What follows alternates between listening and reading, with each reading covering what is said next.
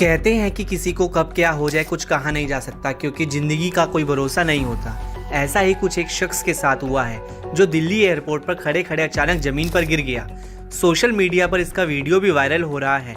Video में देखा जा सकता है कि दिल्ली एयरपोर्ट पर एक युवक अचानक ही खड़े खड़े ज़मीन पर गिर गया, लेकिन सीआईएसएफ के जवान ने उसे बचा लिया। अचेत व्यक्ति को होश में लाने के लिए जवान उसकी छाती दबाने के साथ साथ हाथ पांव मलते दिख रहे हैं। बता दें कि अरशद अयूब नाम का यात्री 20 अगस्त को श्रीनगर के लिए फ्लाइट पकड़ने के लिए आईजीआई एयरपोर्ट पर पहुंचा था।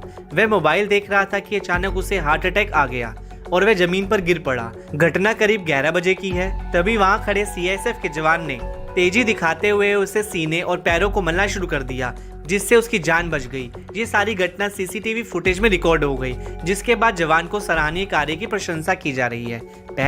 जिसके बाद जवानों की सराहनीय कार्य की प्रशंसा की जा रही है।